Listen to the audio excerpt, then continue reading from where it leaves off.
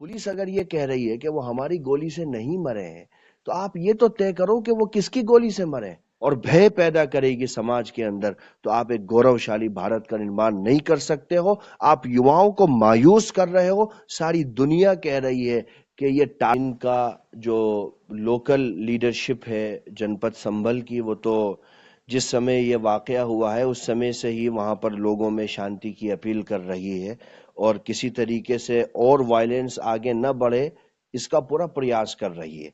लेकिन आज जमीयत उलमा हिंद के नेशनल प्रेसिडेंट मौलाना अरशद मदनी साहब के आदेश पर स्टेट जमीयत का एक ग्रुप वहां गया था, जिसमें मैं था और हमारे और दीगर कलीग्स थे। हमने उन लोगों के परिवारों से मुलाकात की है जो शहीद हुए हैं इस पूरे घटना में, जिनकी तादाद अब तक लगभग 5 को पहुंच चुकी है। हमने उनके घर वालों से बात की है, जाना है।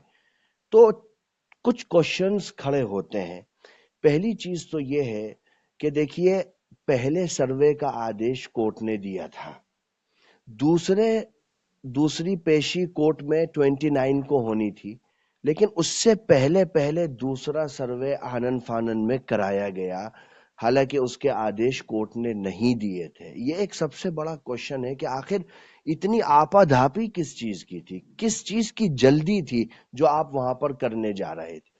दूसरी बात यह है कि साहब 5 लोगों की निर्मम हत्या हुई है वहां पर, आखिर कोई तो जिम्मेदार होगा ना।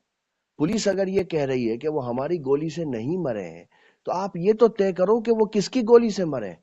क्या आपके इतना भर कह देने से कि हमने फायर नहीं किया है क्या काम हो जाएगा? एक पक्ष वहां पर यह भी है जो ये कहता है और कहता है कि हमारे पास एविडेंस है कि पुलिस की गोलियों से ही इन 5 लोगों की हत्याएं हुई हैं। तो क्या ये एक सभ्य समाज में शोभा देता है? और तीसरी बात मुख्यतः, आप ये देखिए कि जो लोग जिनकी डेथ हुई है उसमें 3-4 लोग तो उस एरिया के काफी दूर के निवासी हैं, जो जामा मस्जिद क्षेत्र के करीब करीब भी नहीं रहते हैं। कोई अपना व्यापार करता है, कोई दूसरा काम करता है, वो उसलिए वहां गए थे और उनको एकदम से केस हुआ और उनको गोली मार दी गई, उनकी हत्या हो गई। जमीयत उलमा हिंद मौलाना अरशद मदनी साहब की लीडरशिप में इस केस को कानूनी तरीके से मंतकी अंजाम तक पहुंचाएगी। हम किसी भी सूरत में इन हत्याओं को और इन मौतों को बर्दाश्त नहीं कर सकते हैं। मैं फिर यह कह रहा हूं कि यह तय होना चाहिए कि आखिर इन 5 लोगों को किसकी गोली से मारा गया। वो मॉब जो मस्जिद में सर्वे के लिए आ रहा था, क्या उसने धार्मिक नारे नहीं लगाए? क्या वो एक कारण नहीं था चीजों को भड़काने का? क्या एडमिनिस्ट्रेशन ने उनके खिलाफ कार्रवाई की? क्या उनके लिए एसएसपी महोदय ने कहा कि हम इन पर एनएसए लगाएंगे? क्या उनमें से किसी की गिरफ्तारी हुई? पुलिस अगर पक्षपात करेगी और भय पैदा करेगी समाज के अंदर, तो आप एक गौरवशाली भारत का निर्माण नहीं कर सकते हो। आप युवाओं को मायूस कर रहे हो। सारी दुनिया कह रही है कि ये टारगेट किलिंग है।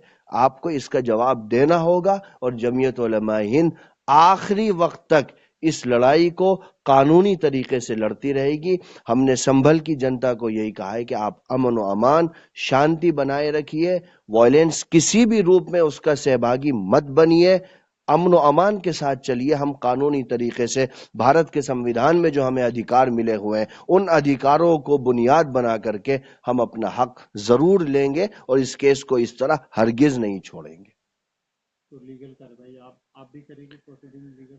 देखिए, जमीयत उलमा हिंद का एक लीगल पैनल है पूरा दिल्ली में, जिसमें एडमिनिस्ट्रेशन ने तो कह दिया है कि आप एफआईआर करा सकते हैं। हाँ, तो बिल्कुल हम अपने आज पूरी रिपोर्ट हमने बना करके सेंट्रल लीडरशिप को भेज दी है। आप बहुत जल्दी देखेंगे कि इसमें लीगल एक्शन जमीयत उलमा हिंद लेगी।